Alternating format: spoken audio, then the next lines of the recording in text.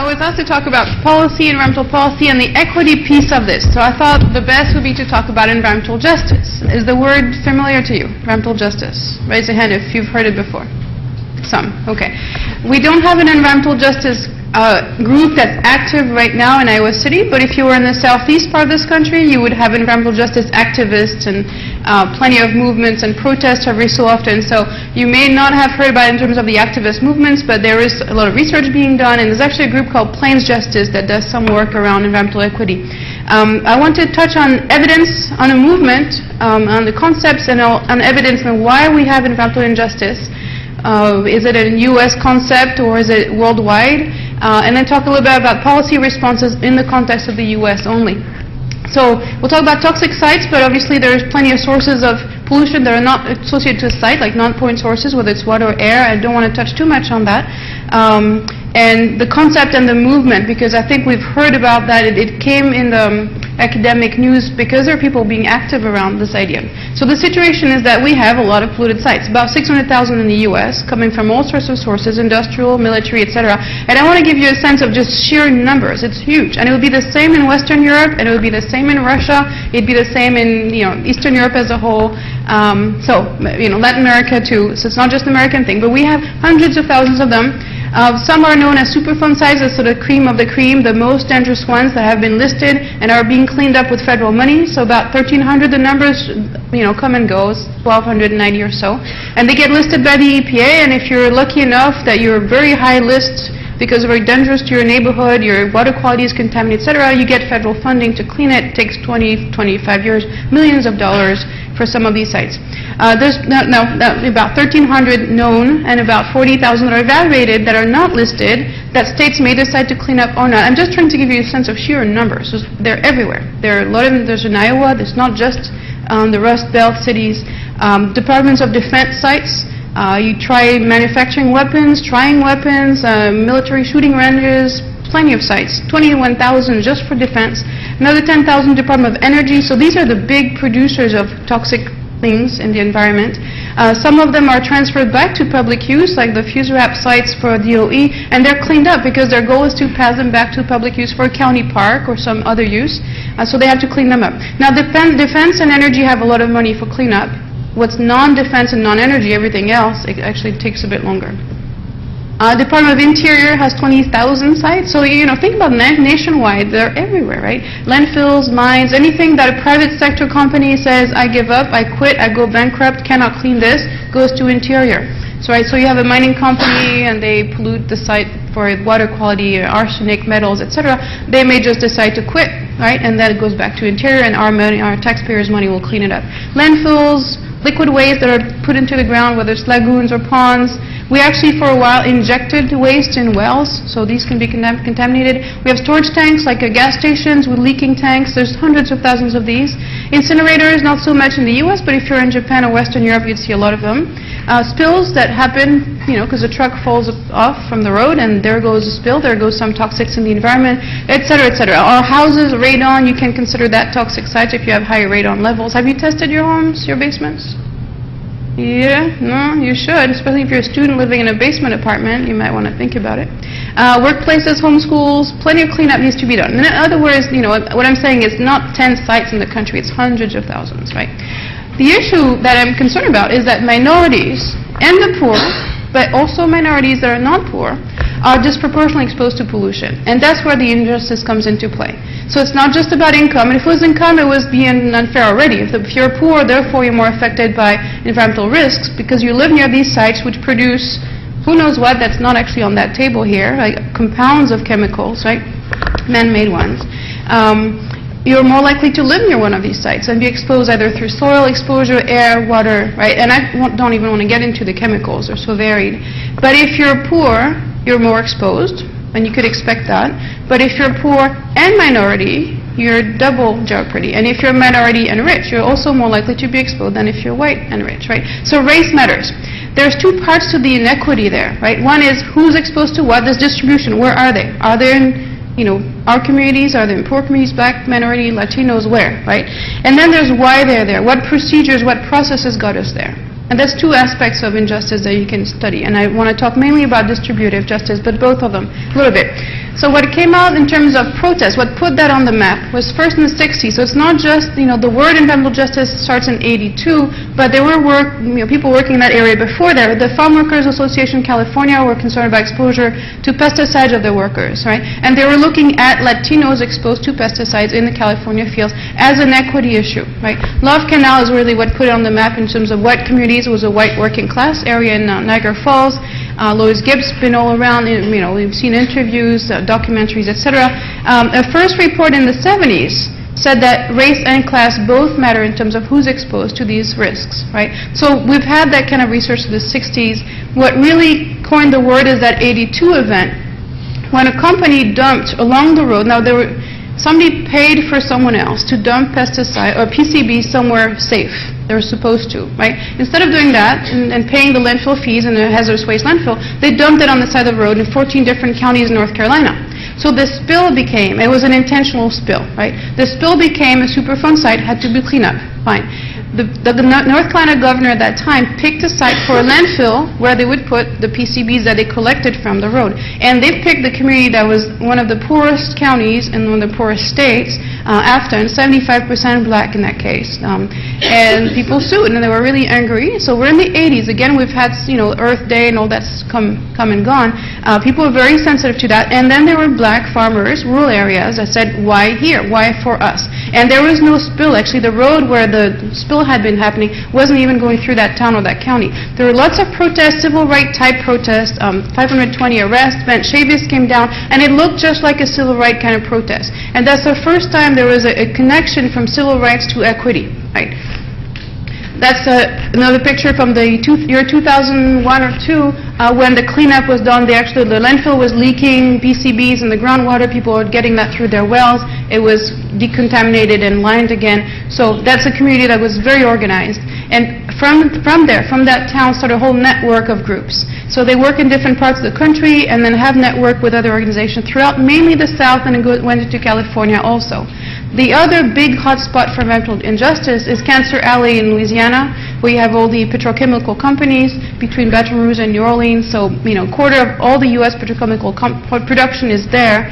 It's a lot of black folks. There's a good documentary, if you want to see it, called Fence Line, a Company Town, that describes that issue. So there are marches. Again, we're in the 80s, late 80s at that point. People are saying that's not right. Why here? Right? Here's the the poster child, Norco. You actually see some neighborhoods. Can I walk with this? You see neighborhoods right above the STC7 and to the right of STC6. All these are neighborhoods, and then you see some of these petrochemical tanks, like the big white circles. But they're literally next to people's homes, right? So, and you see who's there: Cypress Polypropylene Plant, Shell, Union Carbide, Whitco Corporation, some polymers. So these are the kind of companies that settle right there in that little small town with old African American communities. So that's a movement that grew up out of these concerns. Why us? Why here? That's not right. Resources are on the Clark Atlanta EJ Resource Center. You can find plenty of readings, and that expanded through Latino farm workers, through Native Americans, transportation, who lives near highways. They've really expanded the issue after that from there. But that's the root of the movement, is in the Carolinas and Georgia. Now, there's evidence on top of that. That's just the movement, right? The evidence is that race is an important factor in terms of the location of toxic sites. And many studies show not only that, but also that race matters more than income. And because we're in the U.S., we have spatial segregation by race and by income. So there are rich, poor neighborhoods that are separated, black and white, but there's also poor white separate from poor black. If you were in Europe, it'd be harder to find that kind of situation. If you're in the UK, if you try to see where Pakistanis and poor, they're in the same neighborhoods. So white, poor British are in the same place as Pakistani poor, because it's really segregated by income more than race, right? In the US, we're so segregated that you can actually compare poor white, poor black, rich white, rich black. So we have the ability to distinguish these two, and the studies show that race matters more than income, right? You're more likely to get some toxic facility in your neighborhood if you're a black neighborhood, even if you're rich, right? So the first studies came in the 80s, again after the movement was starting, which I found that interesting. We have a movement preceding the evidence piling up. But the evidence started with the GAO, that's the Government Accounting Office, showing that in that case they're looking at hazardous waste site. 3/4 in the southeast were in African American communities. Indian lands near reservations, there are lots of hazardous waste on reservations or near reservations. The United Church of Christ, for me, is an unusual resource, but they've done a lot of reports on this. They're excellent quality. So that's the UCC Commission for Racial Justice. That was their first report in the late 80s on toxic waste and race, and all were finding the same thing. So they were confirming what the movement was actually talking about. More studies in the 90s that became more sophisticated in terms of mapping, geospatial analysis, also showing that race matters and there's unfair siting decisions. The UCCRG, again, the United Church of Christ, did an update on their report, found more evidence. It's just piled up in the 90s. Mid-90s, there's a new branch of that movement looking at transportation and air quality, which was different from toxic sites, more diffuse. Also finding that if you're African American neighborhoods or Latino neighborhoods in California, you're more likely to have highways come through your neighborhood. And maybe it's about property values. I don't know. We'll talk about causes in a minute, right? But the evidence was piling up. More recently, the American Lung Association showed that kids who have asthma or more, minority kids are more represented in high ozone areas, which is also where you get more asthma. And that while blacks make just under 13% of the population, they make up 26% of all the death by asthma. Now, death by asthma, I mean, you have a lot of asthma cases for few deaths total, right? But it's still a very strong disproportionate impact on that one. Since 2005, we've had more evidence. African Americans are 80% more likely to live in neighborhoods that have risks, industrial risks. 3/5 of all African Americans, Latinos, have abandoned toxic waste sites. So if they're abandoned, they may or may not be cleaned up. If they get ranked into the Superfund list, yes. If not, they'll just stay there for years, right? If you look at housing units for the poor, about half of them are within 1 mile of factories with toxic sites, right? So, you have plenty of evidence on income and race that people who are poor and black live more likely in areas that are more polluted than whites, right? Now, what are the causes? What do you think? Why is that the case? Again, the evidence is fairly rich at this point. Why would that be? Throw a few ideas.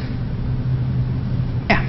It's much easier to locate a popular business in a minority or poor neighborhood because they don't feel like they would have the resources to, hire lawyers to fight back against that. The political costs are much lower. They may not oppose because either they don't think they can or they don't have the money to, or they do oppose, maybe they'll be less successful because they might not have the fancy lawyer access to media or whatnot. So political opposition may be lower or less effective. Yeah. A worth of black human lives is less than the worth of white human lives. Well, we can just give it to the poor and racially minorities because that's all we care about. So let's share racism. Now, on the part of the industry or on the part of government? Who says they can have it? Who's the they there? The industry might evaluate it that way from a general racist attitude that they participate in the pervasive over the society. But it could be a government administration. Maybe there's an administration that is particularly committed to civil rights.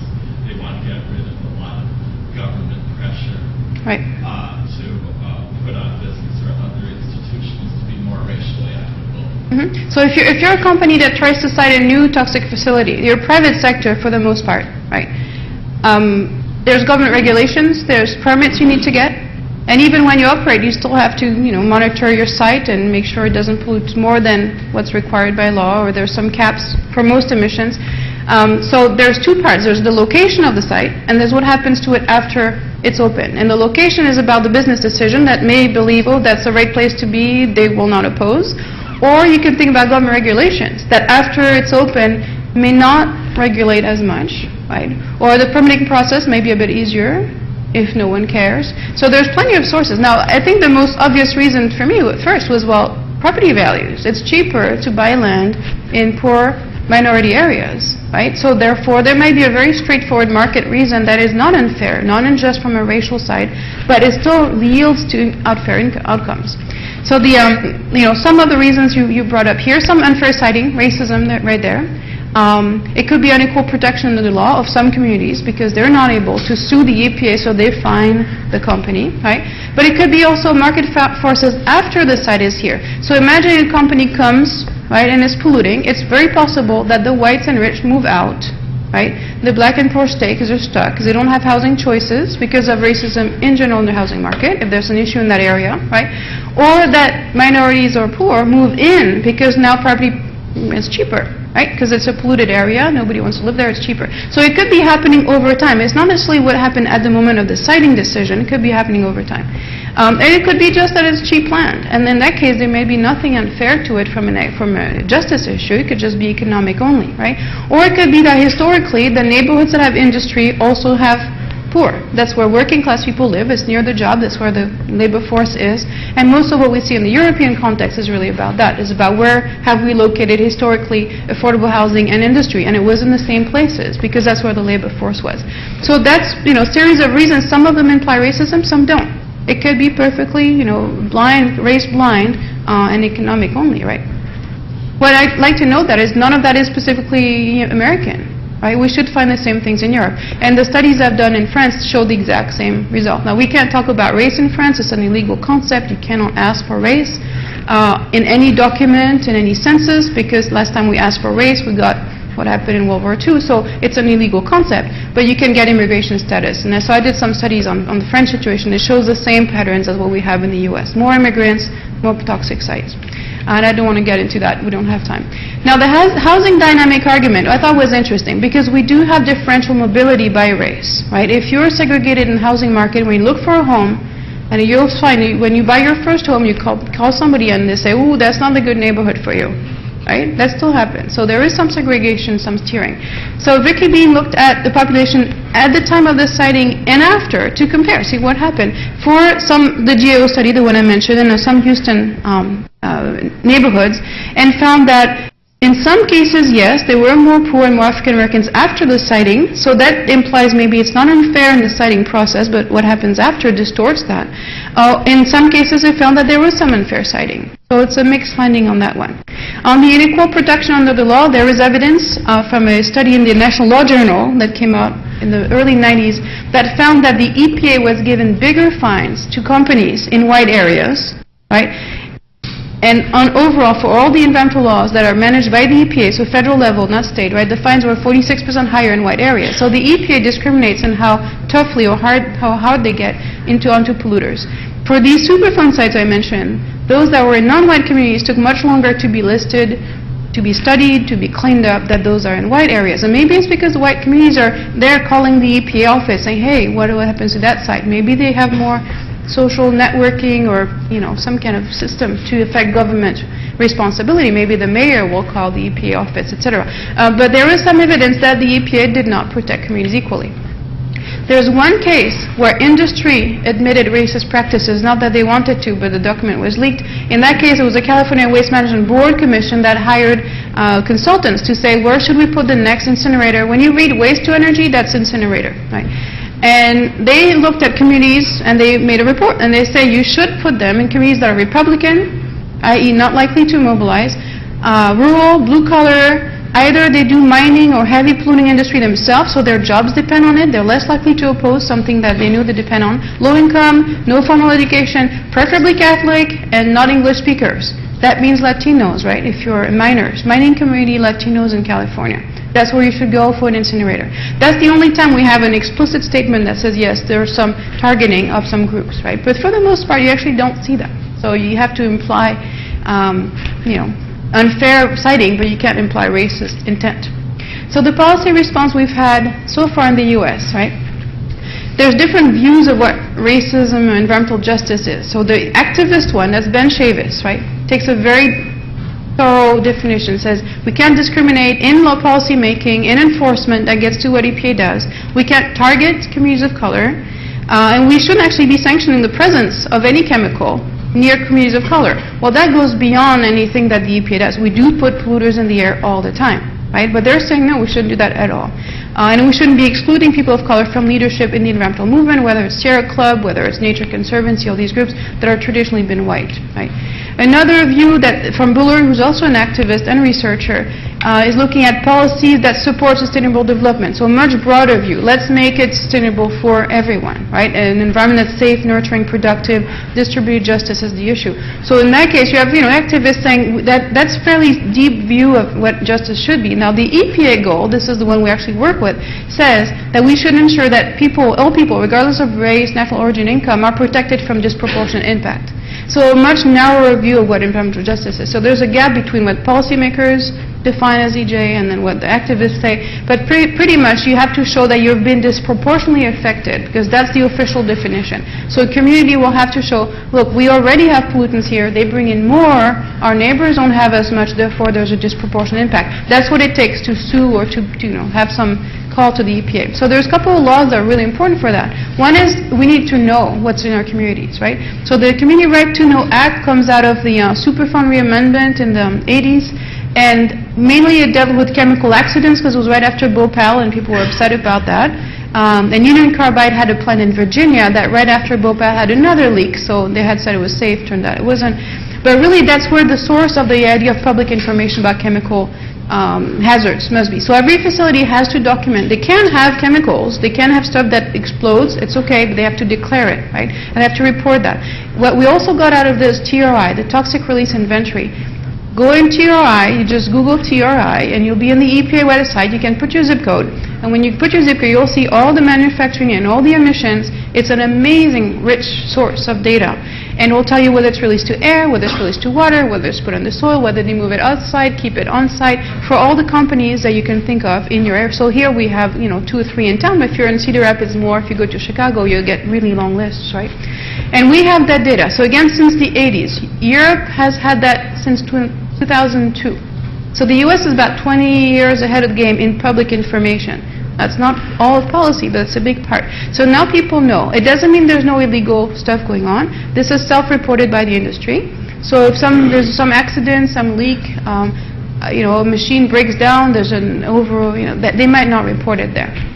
So it's been debated by a lot of activists, like this actually underestimating. But look at it, you'll see millions of tons of stuff that's emitted to air and water, etc. That's a big part of policy.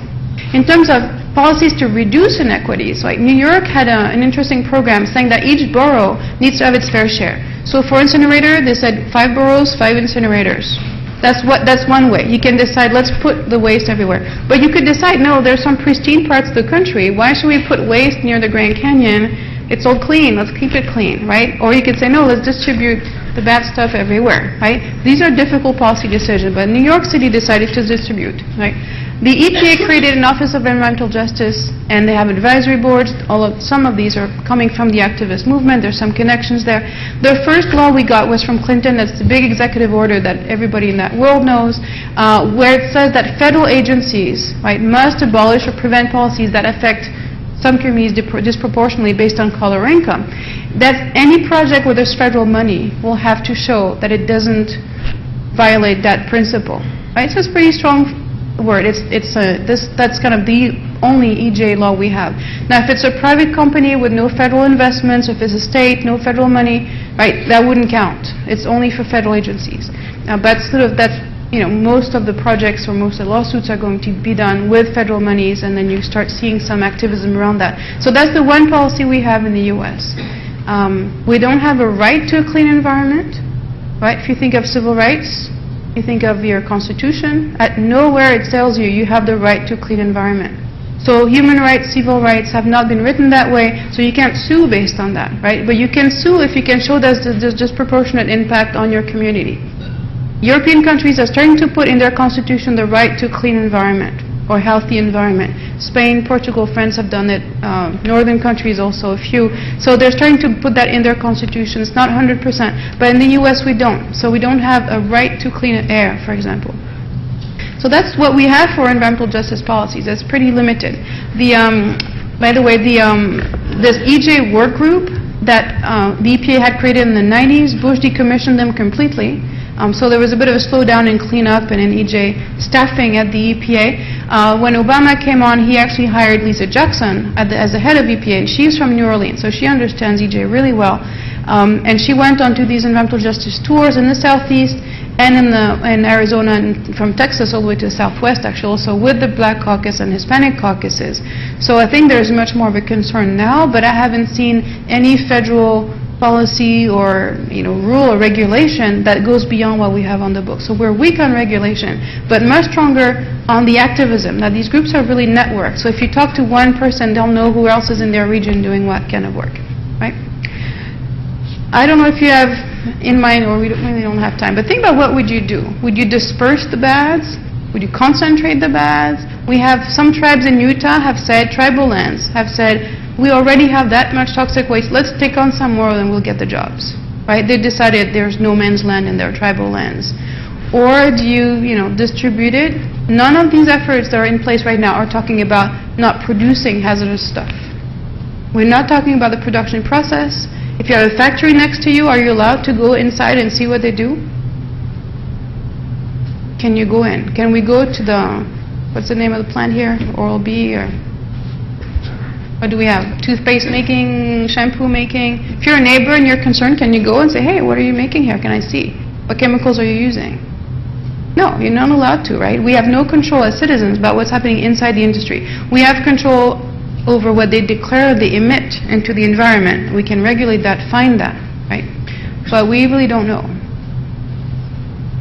So think about what you might want to do. I can tell you what other countries have done. The most effective way they've found is put it in the Constitution, and that's allowing lawsuits. That's all it does. But it facilitates lawsuits from residents. Now, on the other hand, France does not have grouped lawsuits. Only one person can sue at a time. There's no class action lawsuit. So some countries are going for it half-heartedly, right? I can show you really quickly some data on France. Here's like some toxic sites I put in incinerators, open industrial site, closed industrial sites, landfills are there, and look here at unemployment connection with sites in that region, the northeastern region. Right, the more red dots, the more toxic sites, and they're smack in the high unemployment regions. That's the north, is mainly white. Here's incinerator location, and again, income in that case. Look at where they put the incinerator, in the dark areas. It's not by chance, right? So we have the same thing in Europe. We have, well, let me show that very quickly to you. If you have more foreigners, it's all positive numbers on that red line. You're more likely to get sites. You're more likely to have industrial sites, incinerators. Nuclear sites, not so much. There's so few. Same things in Europe. The British have found the same. The German and Dutch are starting to do some case studies. So mainly it's England at this point. It's not an American issue. But the black-white segregation is an American specific issue. But the idea of locating toxics where the poor are, that's not specific to the U.S. So I'll take a few questions. It's really quick. Yeah.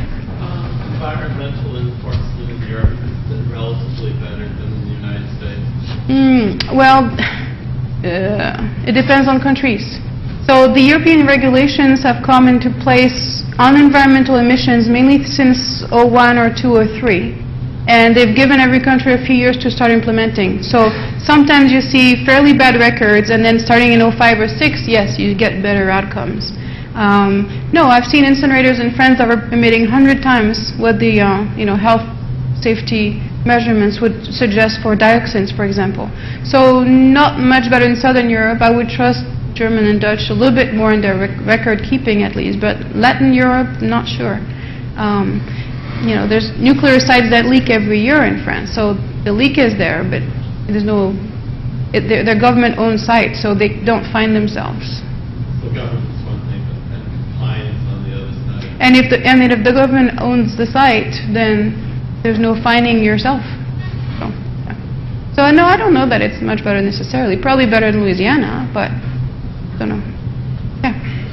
So, have there been any specific studies as to why the Superfund site minority areas took longer to get on the list? Because you talked about all the different causes for citing Right. that you have to plan to. Right. Have they looked at that as far as the Superfund studies and trying to figure out, okay, we know specifically that these minority sites didn't happen because there weren't complaints or there weren't what's the reason? That level article, actually, the law one is the only one that have done cases, actually research case studies one by one and pile up the information. And they don't get to the politics of the community, but they are showing that it takes longer. Other research on mobilization shows that yes, if you only mobilize if you think it's going to make a difference. So either we're going to cite thousands of petitions, and occasionally it's worked. It's worked in black communities when a Department of Energy was trying to cite a repository for toxic waste, radioactive waste, and it was near a black historic church. And there people came together, signed petitions, and they took out the site from the list. In other cases, when it's county level, a lot of county boards of supervisors completely ignore petitions and will say, we don't care, we're going to put that landfill there. So it seems that it's maybe easier sometimes to get federal agencies to respond, but local government, if there's a history of racism, I'm talking of Virginia, Carolina, South Carolina, Georgia, etc., don't respond necessarily to that activism. So there's a southern story there as well as an EJ story. The activism is either very high because they think they can make a difference, or very low because it'll never work anyways. And if it takes 20 years to clean something up, you can't sustain 20 years of letter writing and letters to the editor, etc. So I think people get tired after a while. And Superfund is one of these really long processes. So there's probably a mix of exhaustion and low capacity. I mean, you have to pay really expensive lawyers. And access to editors and access to support in the media. So when Ben Chavis shows up, it's like, Noam Chomsky comes to a student protest, yet there goes the media. But if you don't have that sort of big personality coming in support, that's difficult. I think the politics are very relevant. But you can mobilize, you can be black and poor and highly mobilized if you think it's going to make a difference. And these actually really change. Some Japanese company was trying to come down in Louisiana, and the town says no way, and they ran away. I mean, it worked. Occasionally there are success stories. And these are passed around and discussed. Again, these are a very networked group. They know each other. They have statewide conferences and regional conferences and national conferences where they share these stories. So the learning is happening in terms of what works from the activist side. It's a very organized group. Those that were active here were active on the Waterloo. There was 2 power plants that were supposed to be not open but increased in size. And they came around and made arguments as lawyers that this was unfair to these communities, and they removed the projects. I don't know if it was for that reason or the economy just went bunk. It was in 08, 09. I'm not sure that it really was the main reason, but that activism was taking place here too. Yeah. Any other question? Yeah. Just one more. You mentioned that Europe has a TRI equivalent. Mm-hmm. Okay. Is there self-reporting? Self-reporting also? The governments nowhere have the power to go in and say how much stuff comes out of the pipe. You can't. So our power plant here on campus, it's self-reported. Occasionally you'll have the uninvited inspector shows up, but there's no staff at the state or federal level to send people in these thousands of facilities. So it's all self-reported. If there's a big leak, then you get some inspection, like the emergency services will come do some measurements. There's also a group called Bucket Brigades that gives 5-gallon buckets to community members and say, if it smells really bad or if you see something unusual or plume, go with your bucket, pump the air in it, seal in a bag, mail it to a lab.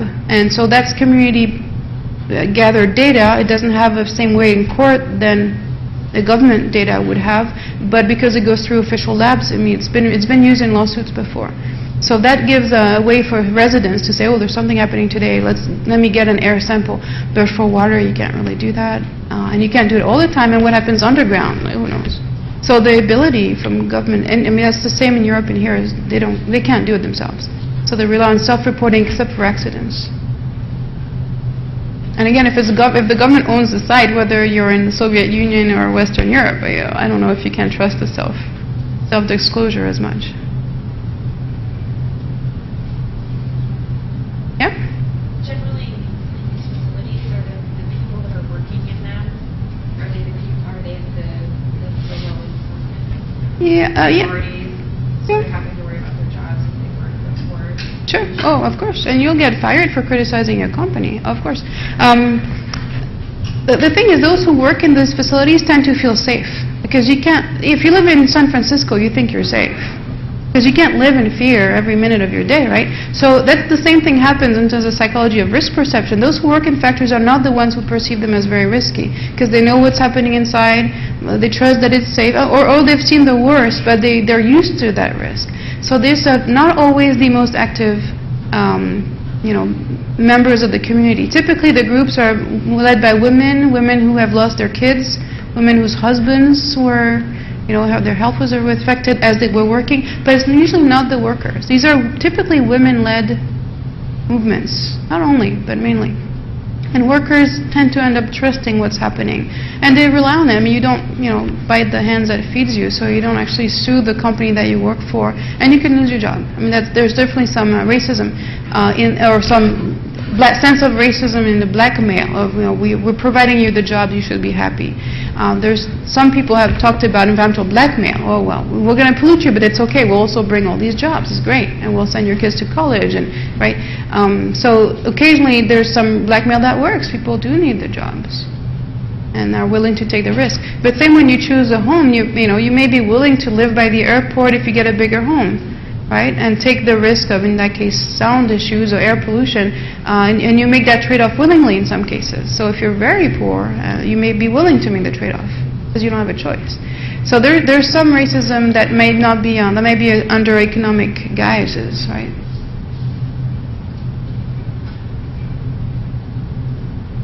If it was only about money, I'm not sure it would make it any better, personally. But it's also about race, so that's relevant. Okay. More questions? Okay, thank you.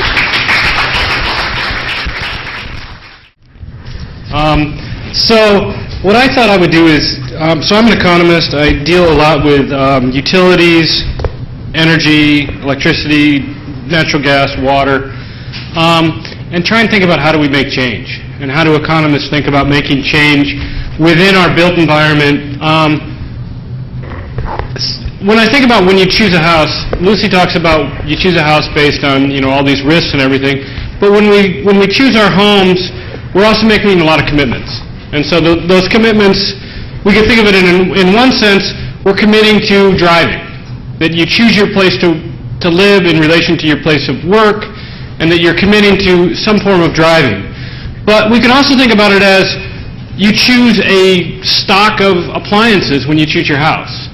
You choose a size of lot which gives you a set of water consumption that you're going to do, that you make these commitments to consumption. The commitment to consumption of water, of energy, of natural gas, depending upon which house you choose. And so one of the questions that I've been asking is, can we change these commitments? And how easy is it to change these commitments? And does public policy have a role to change these commitments? And do we actually want to change these commitments? Do we want to change the technological structure of your house? Do we want you to be more energy efficient? If I look out at all the programs that are out there that you have access to, that's in some sense free money out there, the big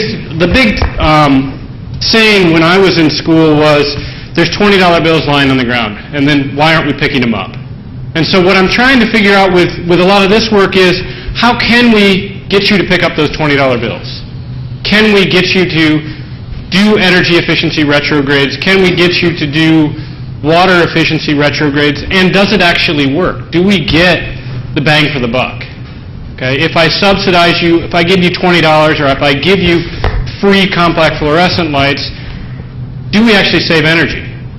If I subsidize your sprinkler system, do you save water? How is it that these things actually work? And so one of the sort of the interesting parts about being an economist is when things go really bad, it's really fun as a researcher.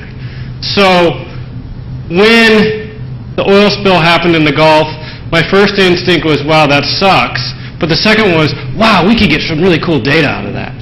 And so one of the interesting things about dealing with water and dealing with electricity is we only really get good data when bad things happen. Okay? So one of the big things that I've been studying for probably the last 10 years is the drought in the West. So the drought in the West from 1999 to 2003, some say it's not even over yet, but there's a whole bunch of data on drought and communities' response to drought, and how is it that they encourage people to make changes in their commitments to water consumption when we've got a drought. We've got the same thing going on in Atlanta and the Southeast now, that these prolonged droughts, they're not just year-to-year droughts, that they're prolonged droughts what are they doing? And I just stole a quote from the Atlanta Water Utility. Conservation should not be about a reaction to circumstances. It should be a way of life. Clean water is a very precious resource and it should be treated that way. So they're saying that we need to change these commitments. People only, in some sense, respond when they see problems. And one of the really interesting things that came out of the most severe portion of the drought in Colorado in 2003 was two communities did exactly the same thing. Boulder, Colorado, and Aurora, Colorado. They threw exactly the same policies at trying to get people to conserve water. In the case of Boulder, they conserved so much water that the water utility couldn't cover their costs. Okay, that the people of Boulder did such a good job of cutting back that they couldn't even cover the costs of running the water utility. They used so little water.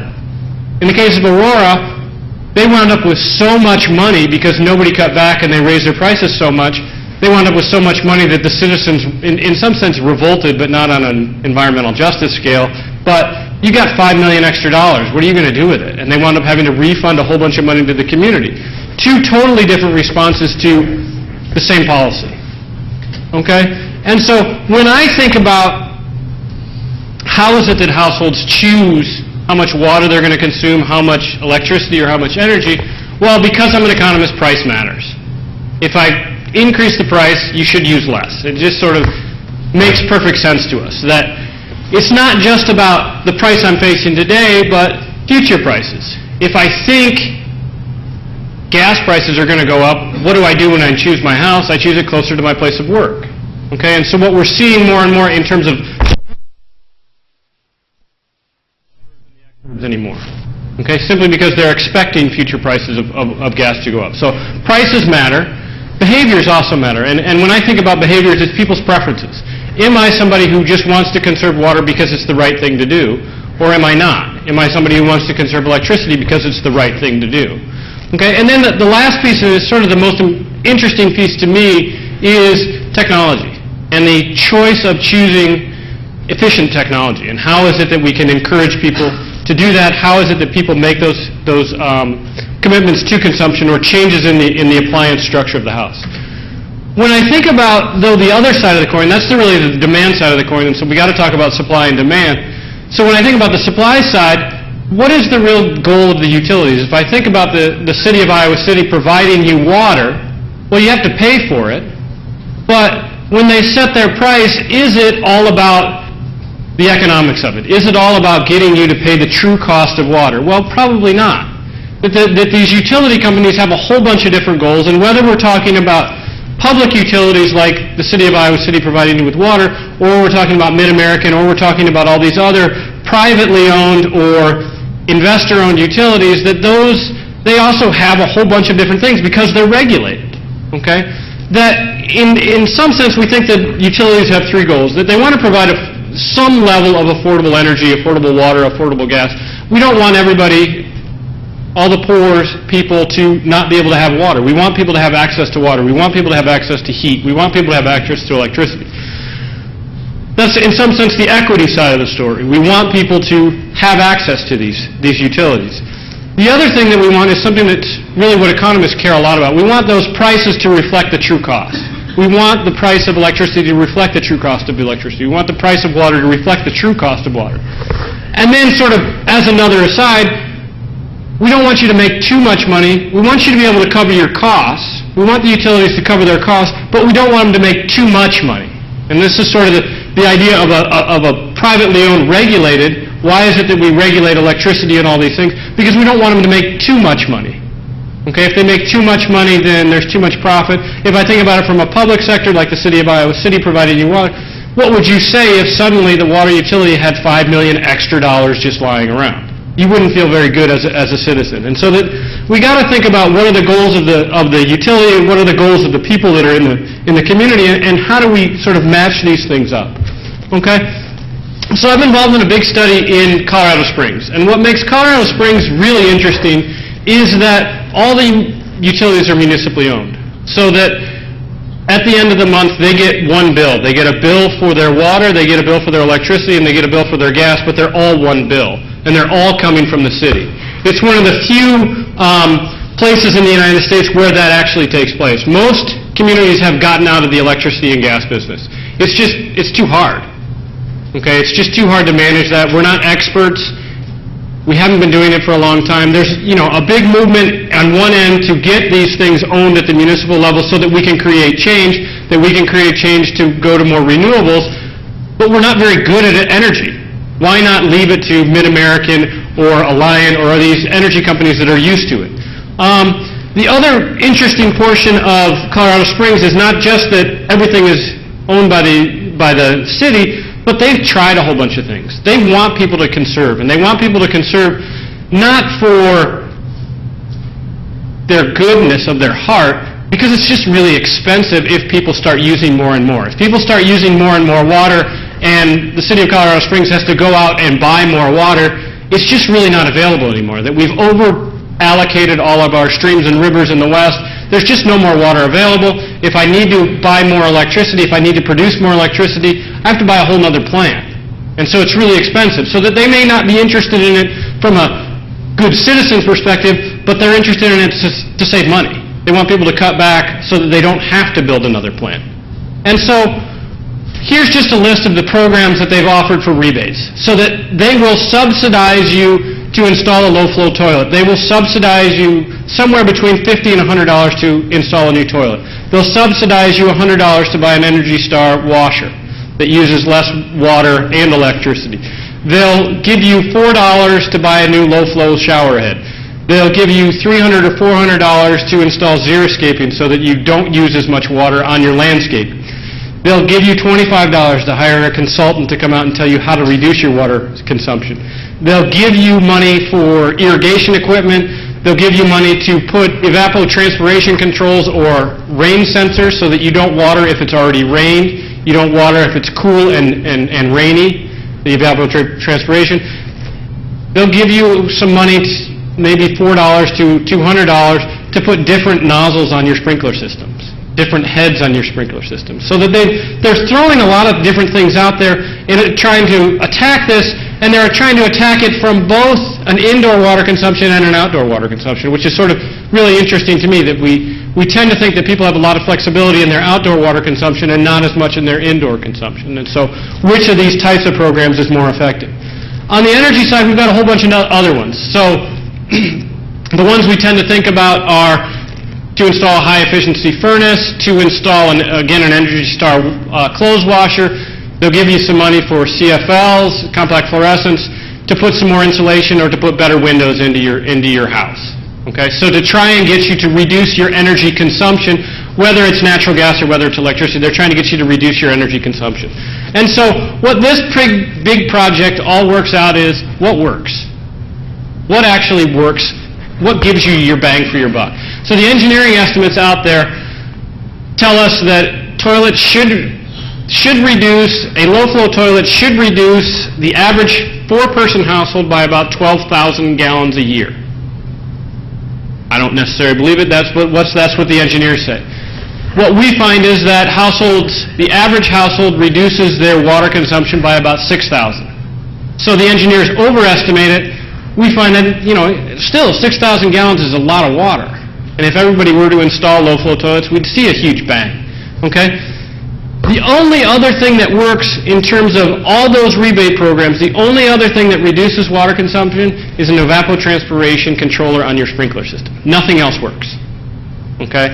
There's just nothing out there that actually does anything, that doesn't decrease your water consumption. One of the reasons that this, in some sense, is important is that, the engineers will tell you everything, that we're going to reduce all our water consumption and our energy consumption, but behaviors actually matter.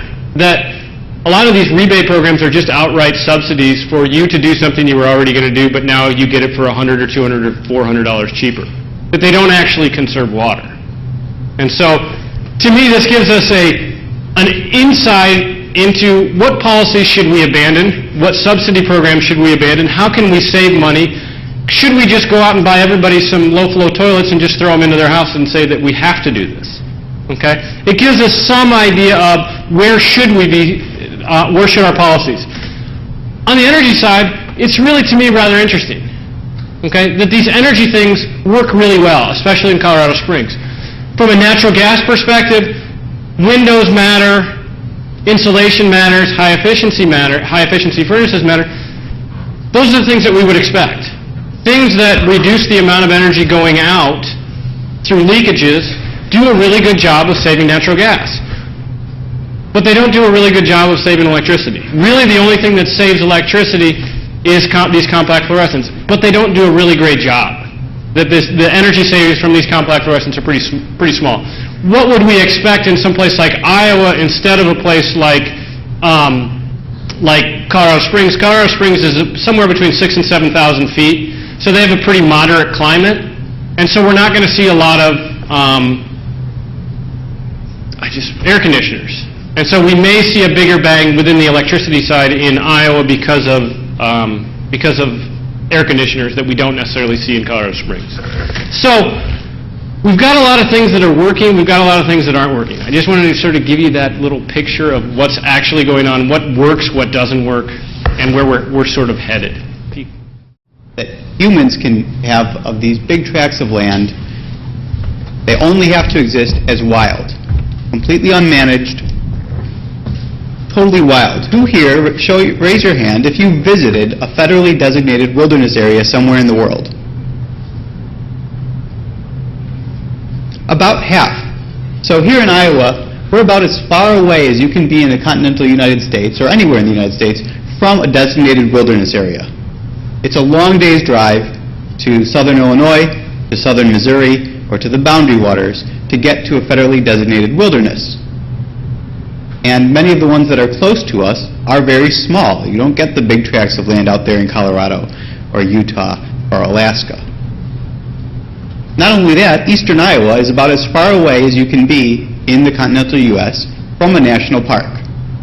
And so we in Iowa spend most of our time in the built environment. And so I wanted to pull away, zoom back from this scale of what happens at near pollution sources and what happens, how can we drive change with economics, to a broader picture of sustainability and a broader picture of the built environment and how our policymakers have attempted to handle these questions, especially recently, and where we go from there. So I'm Scott Spak. I teach in urban regional planning, work at the Public Policy Center, just like our previous two speakers, and I have lots of research that I'm not going to talk about now. I do teach environmental policy in the spring. It's open to all students, including undergrads. Dr. Laurian teaches environmental management, the techniques of implementing environmental policies, and Dr. Strong teaches environmental economics. How do you drive change? And so this is sort of a policy history and policy future question. So the first step is defining sustainability. What do we mean by sustainability? And the National Science Foundation is throwing lots of money at scientists and engineers and social scientists and graduate students to study sustainability. And their definition is the definition that comes from this United Nations World Commission on Environment and Development, Our Common Future, from the 1980s. And it says sustainable development is development that meets the needs of the present without compromising the ability of future generations to meet their own needs. The University of Iowa has taken this and changed a few words slightly, but that's the general picture of what the prevailing concept of sustainability means. So we note that this inherently says nothing about the environment, just talks about us. It says, leave some for the next people. This is actually a very long American political tradition. This is a campaign promise that we always make and have made since the time of Jefferson. Jefferson was very concerned about debt and said each generation needs to pay their own way. You can't leave debts for the next generation. He was very, very concerned about this. And in particular, going beyond that, not only should you not leave a debt, but you shouldn't leave an environmental debt. And you should have no debt that's greater than what you can pay off in your own time. Theodore Roosevelt, who set up a lot of these first wilderness areas that about half of you have been to, was trying to say that, beyond not leaving a debt, we want to have the greatest possible future, greatest possible present, realizing that the people alive now are a very small subset of the history of all Americans. And so when Roosevelt was president, there were about 100 million Americans. Now we're at about 340 million. And so he realized that this was a growing nation and that his moment in time was not the midpoint of American history, but the very beginning. And you had to save a lot of land, a lot of resources for the future because they're not making any more. And President Clinton commissioned a Council on Sustainable Development in 1993.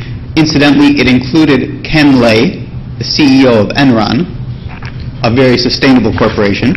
And they said that a sustainable U.S. will have a growing economy, so it needs growth, that provides equitable opportunities, there's our equity, for satisfying livelihoods and a safe, healthy, high quality of life for current and future generations.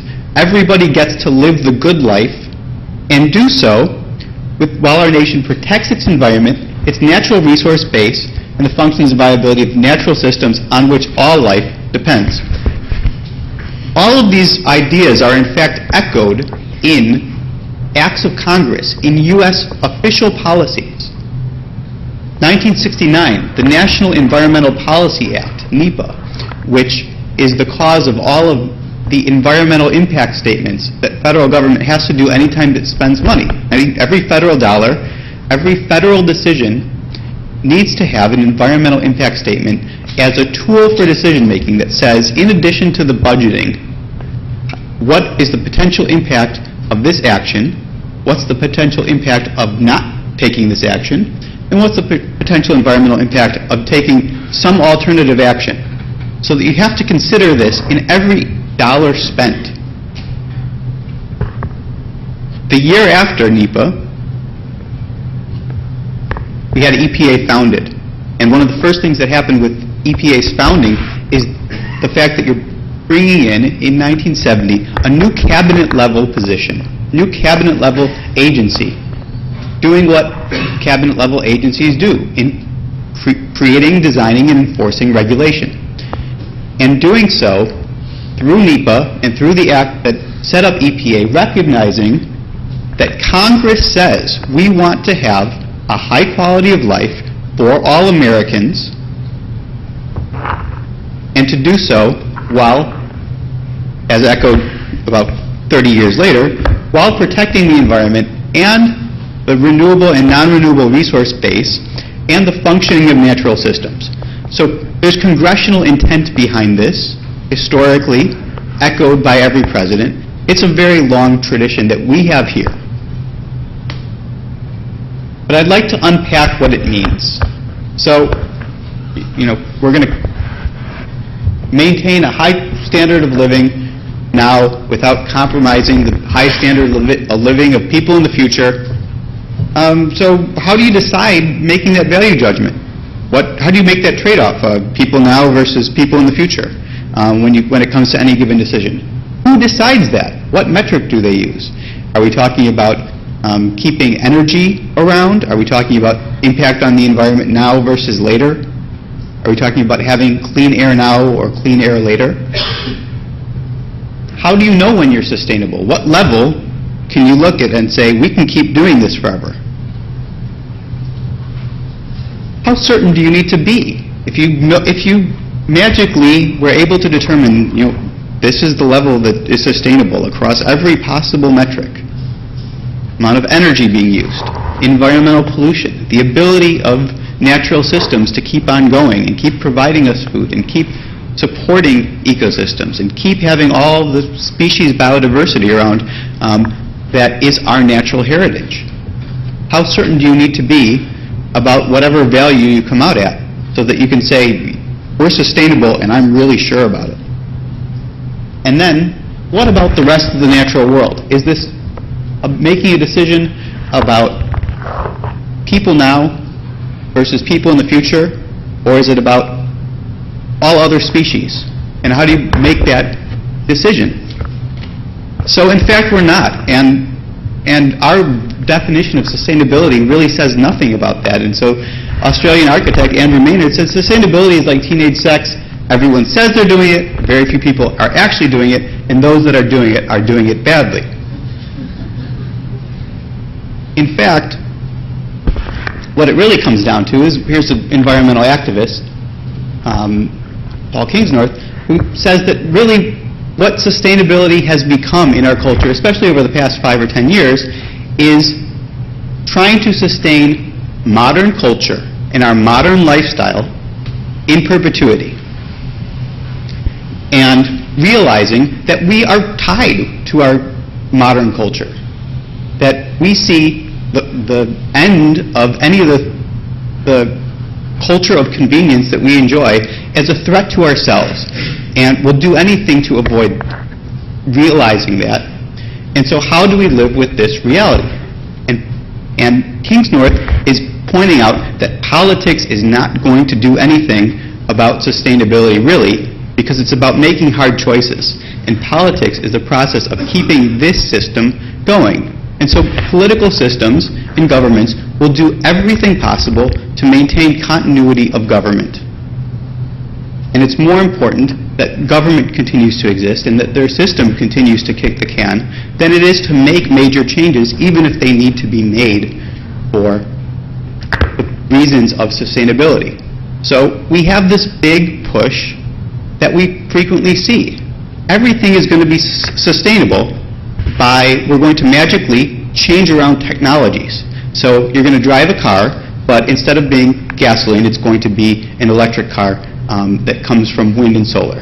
And you're going to live in a house in the suburbs with all sorts of conveniences, but it's going to be a LEED silver, gold, or platinum certified house with fancy materials imported from around the world to be highly environmentally friendly and use very little energy and use very little water.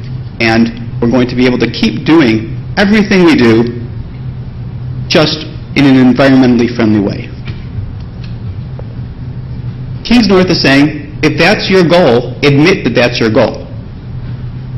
Because what sustainability needs to mean from the scientific standpoint of climate, of species extinction, and the 50 or so species that have gone extinct since you first entered this room, is far different than that goal of keeping our lifestyle afloat. In fact, Americans and people in English-speaking countries, England, Australia, Canada, tend to be less concerned about climate change and less concerned about the environment than basically everyone else. So here's a 2009 survey from 23 countries around the world, which tried to get every continent and tried to get a representative demographic cross-section, and 64% of people think that climate change is a somewhat serious it's a very serious problem, 25% a somewhat serious problem. The majority of people think that this is a serious problem. When we look and break that out, though, by country, we see that the U.S., only 60% think that global warming is actually happening because of people in 2007, 2008, and that actually went down over time. By comparison, Western Europe, developed Asia, developing Asia, all seeing stable or increasing rates of people and much higher rates in general. And the reason being that we benefit the most from the activities that are currently leading to climate change. We eat a lot of meat whenever we want. It's cheap. We drive a lot. And so here's Tim DeChristopher, and he's a young guy, younger than me, and in 2008 he went to an auction of leasing for natural gas permits, drilling, fracking permits, and he basically was the high bidder. Every time a piece of land came up, he bid and bid and bid and outbid all the companies. And he didn't have any money for this, and so he was arrested for fraud because he didn't have money to pay for all these leases that he got. He just wanted to retire them, and so he's currently spending time in federal prison. It's a 3-year sentence. And so he said that the reason why Americans and other people in English-speaking countries are not as concerned about climate change, are not really good activists, is that we have the most stuff. We have high levels of consumption. We've become used to that, and it is oppressing us. We are oppressed by comfort. We are oppressed by consumerism and by believing that we have too much to lose to make a change, and that we're dependent on this system. And so, when we consider this from a perspective of, what does sustainability mean, let's be really clear about where we are on the stages of accepting that the way we do things can't continue forever. We have 5 stages of grief, and Fox News and many conservatives are clearly in the denial stage. There is no problem. We need to drill, and if we do plenty of drilling, we'll have plenty of oil. It will miraculously come out. We believe in technology. Technology has never failed us. We're going to always have enough energy, dense energy, portable energy, for making the world as we've known it for the past 50 years in America continue forever. We have other people who are in the anger stage, saying, why do we have to do this? This is wrong. I've been lied to by my government. Why didn't they let me know that we were running out of oil or that we had a climate problem? Scientists knew this. We have other people who are just depressed and don't want to go on, like Kingsnorth, who basically has walked away from the rest of humanity and just wants to be by himself for a while this climate change that he's expecting plays out. And there are very few realists, especially in the political world, who are ready to move on and accept our resource constraints and the fact that if we use all the resources that we do know we have, we'll live in a different world climatically. So that's sustainability. And I wanted to now think about the built environment. So about half of you who have been to a wilderness area have been beyond the built environment. For those of you who haven't, you've lived your entire lives within the matrix of the built environment.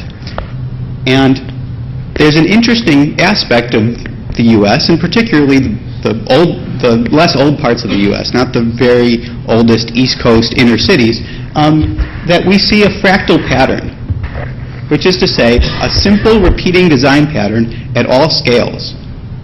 And so here's an example of a fractal. It's like a tree, and no matter what scale you're looking at, after a certain ratio of distance, you spread out into 2 branches, and then spread out into 2 branches, and that's how you get a tree. And so we see a similar design pattern like this that goes from the scale of the building to the neighborhood, out to the city, out to our growing regions. Anyone here from Chicago area? A lot of people. They call it Chicagoland because it's just a big, sprawling region. It extends to our nation. It extends to our globalized economy and civilization. They're all following this very same design patterns. There are 2 main design patterns that we see in buildings, in neighborhoods, all the way out to everything that we're doing as a connected, globalized technological civilization. And so we'll see if you can pick them up. Here's a set of suburban houses.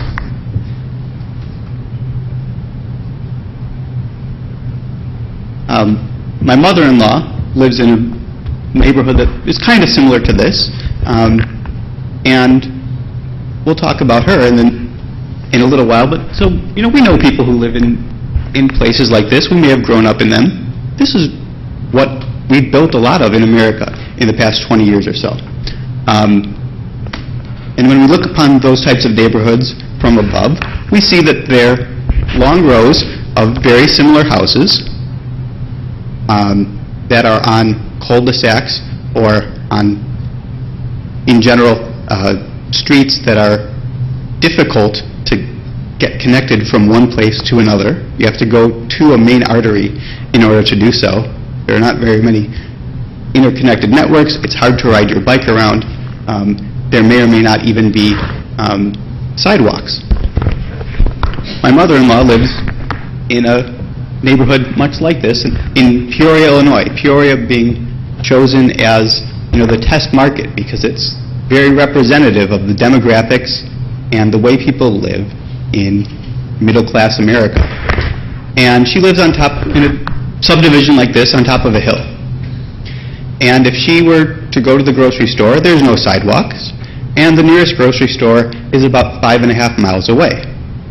And her job is about 12 miles away, and the nearest McDonald's, which is the closest place that she could find food if she had to, is way down at the bottom of a hill about 1.5 miles away.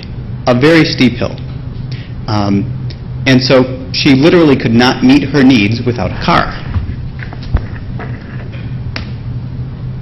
We'll zoom out further. We see that a lot of suburbia keeps this same design pattern. Individual and car dependent, no matter how far we scale out. And we can even go out and look at all of the Chicago area and see that this scaling out, the hub of the city center and all of these spokes that cannot connect to each other. You have to go through the central area to get to anywhere. We see this design pattern. Individuality, everyone's house is their castle, and car dependence.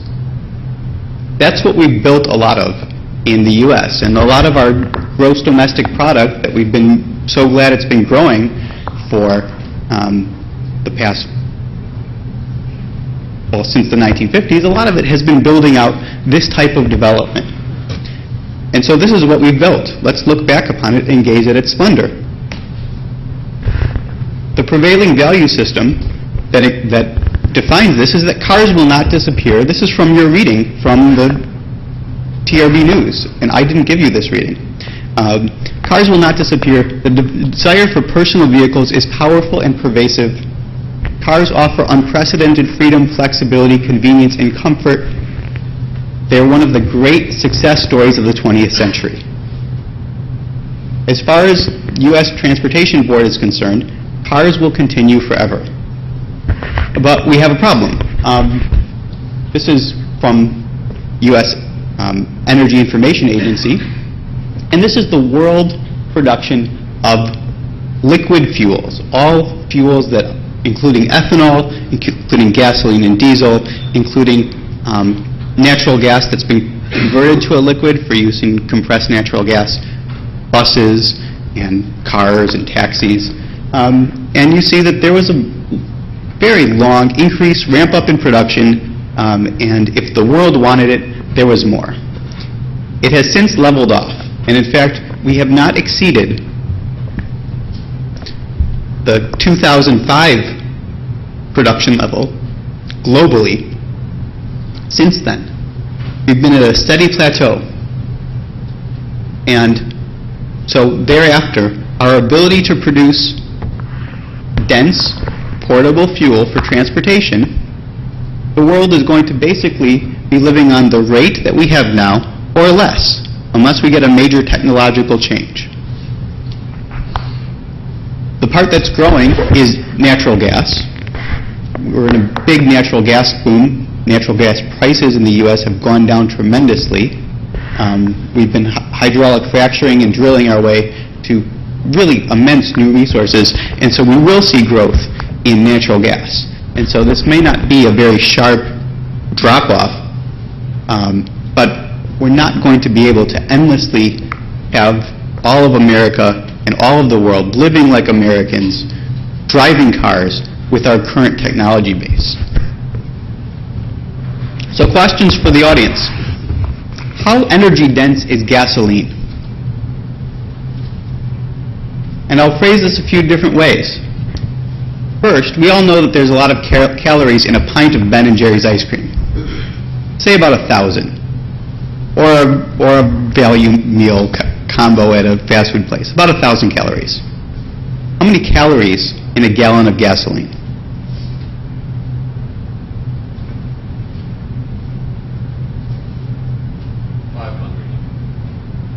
In 1 gallon of gasoline? Thanks for guessing. 100,000. You're getting closer. So, it's about 1.2 million. And so if we think of what a gallon of gasoline means in terms of human work. A gallon of gasoline is someone doing manual labor at their hardest level that they can do, a really fit person, for 2 weeks straight. And you can go buy that for $4. We currently use that to run cars. So how much energy, if we have this really, really dense fuel, that each gallon that we can buy for $4 is someone working 24 hours a day for 2 weeks, how much energy does it take to drive compared to bicycling or walking? Approximate ratio.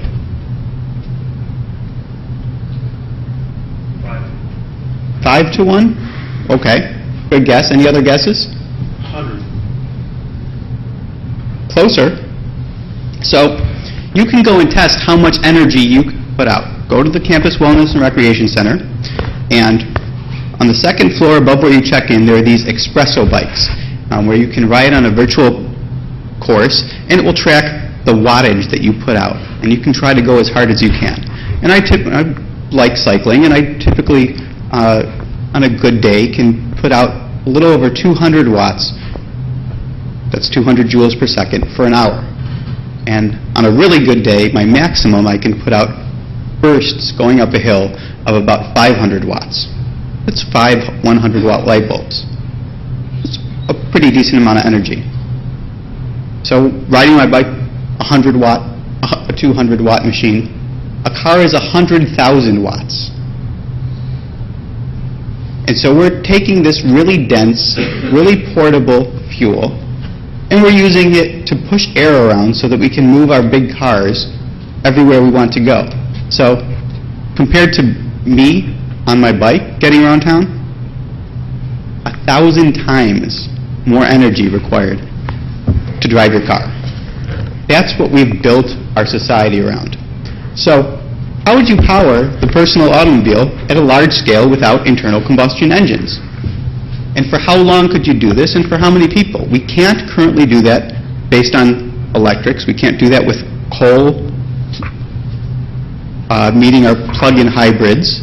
We certainly can't do it with solar or wind at the current scales that they're out. And really, how long do we plan to live this way?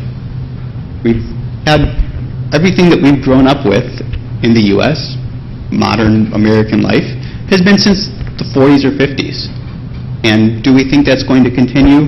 This automobile-dependent culture of individual freedom to roam about the country, to have our own big houses that are far away from the inner cities, far away from the industrial areas, out where we have a big yard and a big house where we drive everywhere. Do we plan for that to last for another 100 years, for 50 years, or 1,000 years into the future?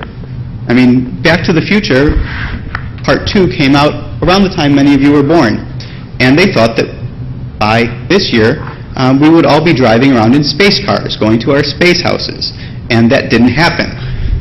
So what future are we building toward that we think is going to be sustainable? What do we think we'll be doing in that future? So the way I view it, sustainability, rather than being someone else's definition, needs to be your definition. It needs to be your alternative definition that what can't continue won't continue.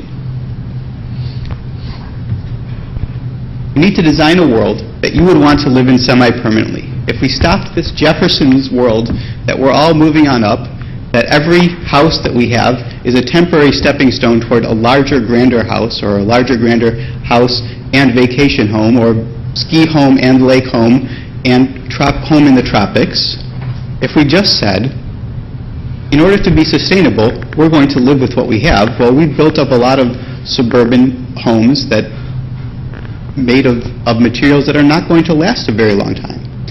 So if we wanted to design for sustainability, we would be designing our cities out of stuff that's local, out of stuff that can be maintained forever, in homes that we would want ourselves and our children and our grandchildren for 7 or 10 generations down the line to live in that kind of house, to live in that kind of neighborhood, to want to live there, to want to do that daily commute. So if you want to design a world in which you want to live in semi-permanently, in which we don't expect technology to miraculously move everything forward every 10 years, then you need to change the design patterns. And the design pattern can't be necessarily anymore just going on, okay, everyone has a car. So whatever you decide to do, whatever you decide sustainability means for you and for your generation, it means you have to stay focused, because there will be lots of distractions. You know, we have Americans saying, you know, climate change is way low on the list, and the environment is way low on the list after the economy and jobs and terrorism and who can get married to who, when, where. So there will be those distractions, and climate change will be a distraction from this, and all of the likely emergencies that come from a weekend with 100 tornadoes across the Midwest, and sea levels rising and drowning in major cities. There will be political distractions, as always. There will be political distractions of corporations taking over countries and basically gutting them. There will be distractions of technology where you're checking your Facebook instead of listening to me. You have to stay focused on what kind of world you actually want to live in. And you need to do it with less available energy and with less of this cheap, dense energy that we've been used to. And once we figure out how to do that, then we get to move on and be able to realize that goal of finally being able to provide for our needs and to set up all the games about everything people could do in the future. Thanks.